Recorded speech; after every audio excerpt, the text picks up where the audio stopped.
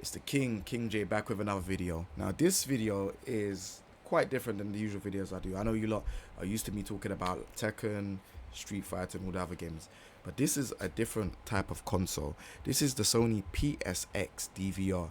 Now I know a lot of you have not seen this. They didn't release it over here either. I've seen it in EGX one time and I really wanted to know more about this console. So I looked out for a video that is made by a content creator called Modern Vintage Gamer. So what we're going to do is we're going to watch that video and see what the PSX is actually about and why it didn't come over to the UK. So yeah, let's hear it, man.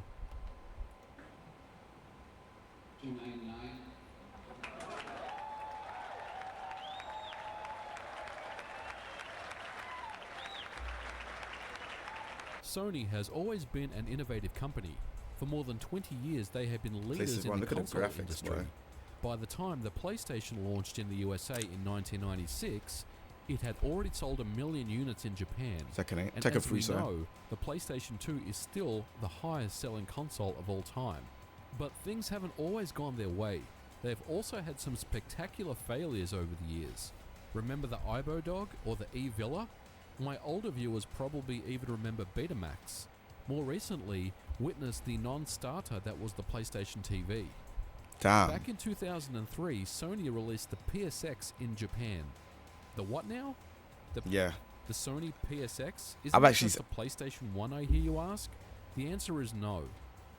The thing is, I actually saw this in EGX and I was like, what is this console? I've never seen this a day in my life. I heard of people saying PSX before, but I thought that was actually the PlayStation 1. So I was like, nah, we need to watch this video. I need to get my knowledge up on this. The PSX is a hybrid digital video recorder or DVR combined with a PlayStation 2.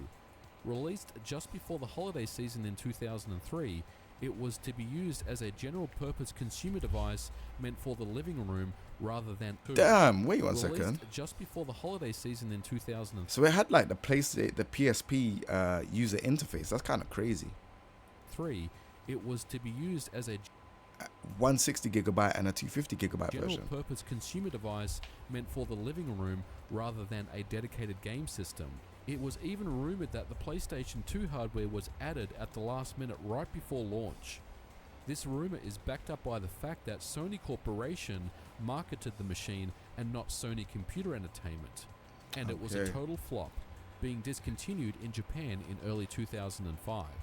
And that's precisely the reason why I have one in my possession, because I am a big fan of Japanese retro consoles and computers. So let's go ahead and take a closer look at the Sony PSX DVR.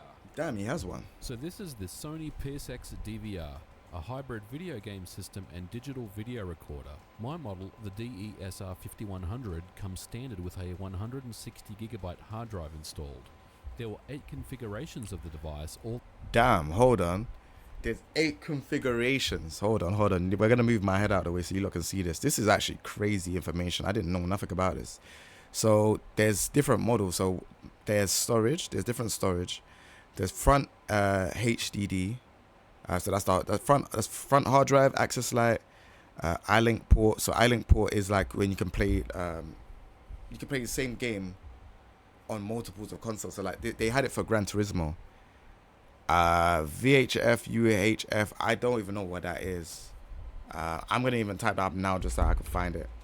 VHF means very high frequency and UHF means ultra high frequency. Okay, so they all had that. So that's very high frequency, ultra high frequency in, very high frequency, ultra high frequency out. I don't know what you would need to use that for, but we're probably going to explain it in the video. What does PSX BS in mean? So it's the image load. So it's a bit system. Okay. So a lot of these never had it out and PSP compatible. I didn't even know. I'm not even going to lie to you. Is the PlayStation 2 PSP compatible? I don't think it is. Yeah, that's very interesting. Okay, cool. All the way up to the DESR 7700, which had a 250GB hard drive and was compatible with PSP games. Crazy. The DVD drive will read and write CDs and DVDs and will support PS1 and PS2 games. It writes DVD games. What? The DVD drive will read and write CDs and DVDs and will support PS1 and PS2 games, but only Japanese region games are supported. Damn. All models come with digital video recording capabilities from analog TV signals as well as composite and S-video video recording Bro, capabilities. it has a memory stick reader. What is this console? Oh my gosh, it has a memory stick pro. This is way before its time. From analog TV signals as well as composite and S-video inputs. The system is very heavy, weighing in at 13 pounds. 13 it also pounds has a is vertical mad. configuration, and while that looks really cool, isn't very practical in terms of desk space. Opening This the thing looks front hench, flap boy. reveals 2 memory card slots for standard 8MB PS2 memory cards, Okay. controls for the DVD, a USB 1.0 port, 1.0 and a is crazy. proprietary Sony memory card stick slot. Okay.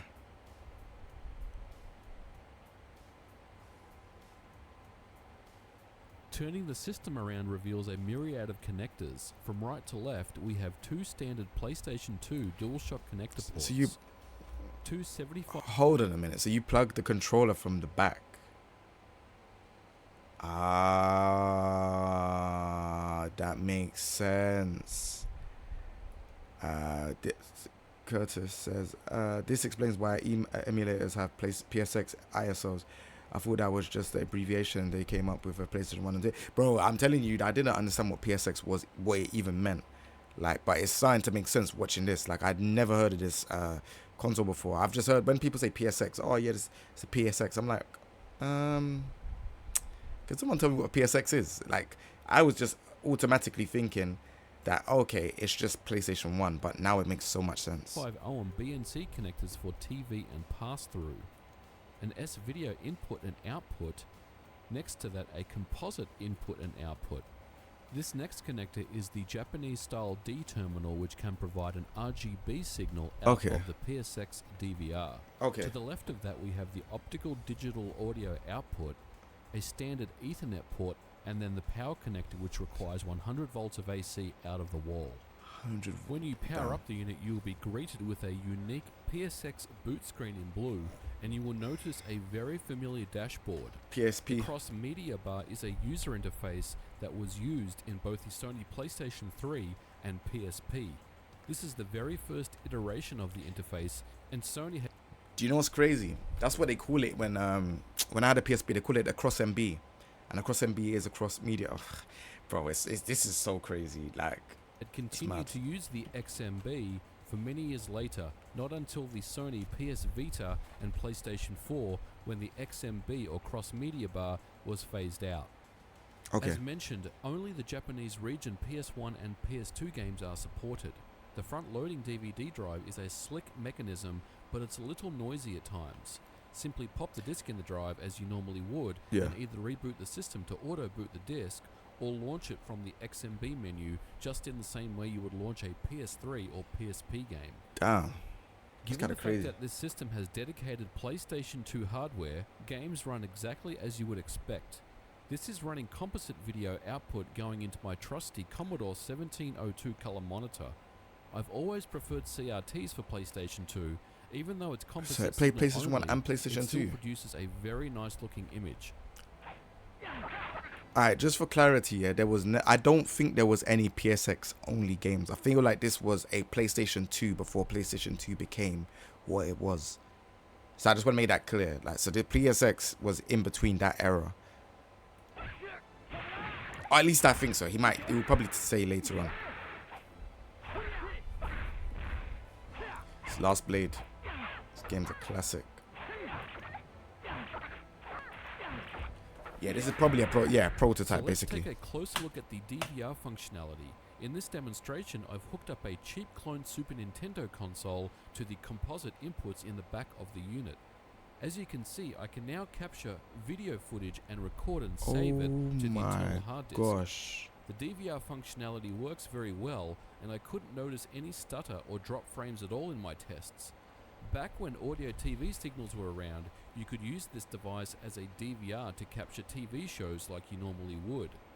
The system comes complete with a TV guide listings page where you can schedule recordings too, but obviously none of this works anymore. And because the system comes complete with a DVD burner, you can easily burn any captures you've made to a DVD. That is crazy. And this console failed. How? So the Sony PSX was certainly innovative and a really nice looking machine, especially something that you would put into 100% your I'd play. entertainment center in your TV room. But unfortunately, it was plagued with so many problems. The hard drive in this unit is encrypted to the console, and the encryption has not been defeated as of 2017. So if your hard drive does fail, you have no way of recovering the unit. You've effectively bricked your console, so there's nothing you can do about it. Now, the second biggest problem is heat. Now, heat is a big issue with this unit. Now, there is some very subtle ventilation on both sides of the case, but this thing is essentially like throwing a towel on an Xbox 360. It gets extremely hot inside. And when you've got the DVR working, or the DVD burner working, or the hard drives working, you're generating extra heat. And eventually, like the hard drive, something is going to fail.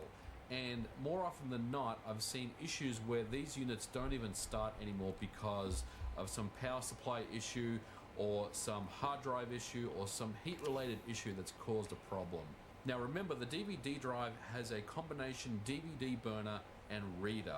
Now, there are two lasers on the DVD drive. There is the DVD burning laser, which also reads DVDs, and then there's the CD reader laser, which reads CDs, but it also reads DVDs. Now, out of the box configuration, if you turn on the Sony PSX DVR and insert a DVD into the drive, it's going to use the DVD writer laser. Don't forget that writer laser also can read DVDs, so it defaults to the writer laser. Now, unfortunately, the writer laser is prone to failure. Many times when you see Sony PSX DVDRs for sale, a lot of the times you'll see the ad will say it reads CDs, but it doesn't read DVDs. And this is because the DVD writer laser has burnt out. So the question now becomes, why would you even consider owning a Sony PSX DVR, considering all the issues that they have? Well, the answer is you can extend the life of one of these significantly. How? Now, the laser issue can be resolved with soft modding the console with FreeMcBoot, and the hard drive issue can also be resolved by plugging in an external hard drive into the USB port. Essentially what you're doing is never using the internal hard drive at all, and with an external hard drive you're minimizing wear and tear on the laser on the CD and DVD drive. Do you know what's crazy about this, yeah? So this is what happened with the Xbox 360, but you see on top of it, yeah? This is what used to happen with the PlayStation 2s, because I remember my laser went on my PlayStation 2. And obviously with the PlayStation 2, you used to have like the hard drive at the back, where you used to just slot it in. I've never got around to ever doing it though. I feel like that console, again, it came out, but it wasn't. I don't feel like people knew what that console was meant for, other than to play games. Like, see all this other stuff that they're showing us now. This was kind of like the stuff that's in PS2 already. Like, you used to be able to slot hard drives and just play games and all of that madness. It's crazy. Drive. So let's go ahead and take a look at how we can soft mod a Sony PSX DVR. Now, I'm assuming you have some familiarity with FreeMcBoot on a PlayStation 2. To soft mod a Sony PSX, you will need a spare PlayStation 2 with FreeMcBoot already installed on it, or a way to launch the FreeMcBoot installer on a regular PS2. You'll also need an 8MB memory card and a USB key. First, download the FreeMcBoot installer files. I'll leave a link in the description below on where to locate this. Extract these files onto a USB key. It takes around 20 seconds or so to do this.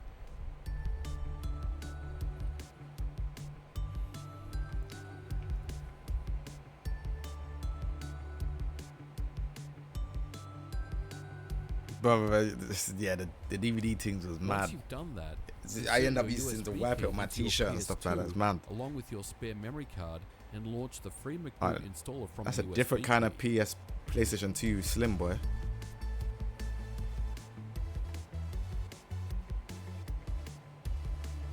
Nah, it's the same games as PlayStation. You can play PlayStation 1 and 2 games on.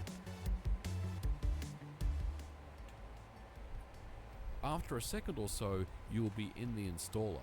Now the trick here is to press R1 on your controller and you will see a dedicated free McBoot PSX installer option. This is specifically for Sony PSX DVRs. Go ahead and install this on your memory card and follow the on-screen instructions. Once complete, insert your memory card into the PSX, and when you power the system on, holding down Start will launch into the free McBoot configurator. From here, we can assign buttons on the controller to launch different things when we power on the unit. For example, I've assigned Circle to load Turn up the desktop. Okay, hold PS2 on. loader, or OPL for short. I'm also using 128GB SanDisk flash drive for my backups that I will be using. Please note, however, if you are using an external hard drive in the USB port, sometimes cutscenes in games will stutter as USB 1.0 isn't fast enough to stream data to leaders in the console industry. So, By unit. The free McBoot this is the most viewed part of the thing. Controller to launch different. Do you know what's crazy? Sorry, I wanted to find out because like I want to see the different speeds between USB. Different speeds between USB 1 and 2 and 3. So they say, yeah, USB. Let me just show you like this here, yeah. So USB 1 could only do 1.5 megabytes per second. Imagine that. 1.1 was 12. 2.0 was 480 megabytes. 3.0 is 5 gigabytes. 3.1 is 10 gigabytes. Do you know how interesting that is? So imagine 1.5 megabytes is not enough. But 5 gigabytes is, bro, technology is, it's gone such a long way. Things when we power on the unit. For example, I've assigned Circle to load the Open PS2 loader, or OPL for short. I'm also using 128GB SanDisk flash drive for my backups that I will be using. Please note, however, if you are using an external hard drive in the USB port, sometimes cutscenes in games will stutter as USB 1.0 isn't fast enough to stream data to the PSX's internal memory. Crazy. And that completes the soft mod. Now we can launch and play original games on the DVD drive as well as backups on the external hard drive via the USB key. This is bonkers.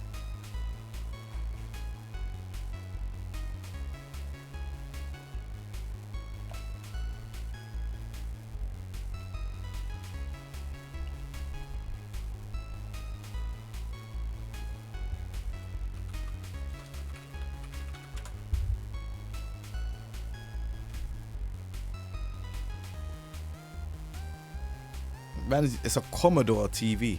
That's old school.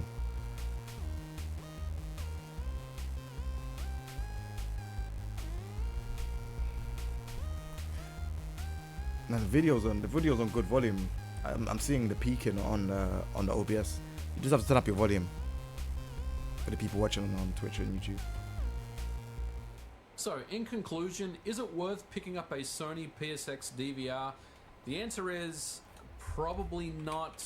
Maybe if you're a collector and you don't plan to use it, then probably. But if you're looking for a console to use as your main PlayStation 2 machine, No. I would say no. I would probably just pick up a regular PlayStation, and unfortunately it's a very difficult machine to repair, if not impossible, considering the hard drive encryption has still yet to be defeated in 2017. Now, I will also say, if you are looking to pick up one of these systems, make sure they are in fully working order. If you see an ad for one that says doesn't power on, I wouldn't even consider attempting to repair it, because there is no way in hell you're going to get this thing to boot up. If you see one that says the hard drive has failed, don't even bother picking one up, because there's no way you'll be able to repair it. Now, if you see one that says the DVD doesn't work but the CD works, or if you see one that says PlayStation 2 discs won't boot but PS1 or PS2 CDs will work, then that's something you can salvage by soft modding the machine, as you saw in this video. I wouldn't pay more than $50 to $80 for a unit like that. Damn. Ideally, what you're looking for is one that's in perfect working order. Eventually, this system will break down. And unfortunately, it's a very difficult machine to repair, if not impossible. Alright guys, I hope you enjoyed this video. Let me know what you thought about it in the comments below. W mans for that As video. always, don't forget to like and subscribe, and I'll catch you guys in the next video. Bye for now. W. The first one is, this will be my last video of the year, as far as... Alright, he's talking about channel stuff. That's cool. But yeah, that's pretty crazy. It seems like, for me personally, like, that console, I probably wanted to get one for the studio, to be fair, because I'm like, I've never had a PSX before. I've never known what that is. I'll probably buy one, do you know what I mean? But the encryption stuff sounds mad crazy. It's not making any sense, if I'm honest. Like, he's saying nobody cracked the encryption, and that's 2017. This video's probably an old video as well. But like, up until now, no one's cracked the encryption. It sounds crazy. So it's weird, because I'd say in the PlayStation 1 and 2 era is when, like, you know, people could crack like PlayStation 1 and do modded stuff. PlayStation 2, I don't know if the PS3 got modded ever, and I don't think the 4 or 5 got modded, from what I remember or that I know of. So to hear that PSX never got modded was kind of crazy. I definitely want one, but the prices I've seen are like 200, 300. I've seen some mad prices for them, and they don't work. But it's because of the how rare they are. So it's interesting. It's interesting. But all in all, it's very interesting information. Now that I know about it, it only came out in Japan. It didn't come out anywhere else. It's basically like a prototype for PlayStation 2. So then now I feel like PlayStation 2, you know, they came out and they took some of the features from what PSX had, but it explains why the laser on PS2s wasn't that great either. So it's interesting. It's very interesting to me. I probably will buy one, but yeah, let me know if you lot know how to get a good price one, even if it is not working or whatever. Let me know, man. Send me a message or something, because this is very interesting stuff for sure.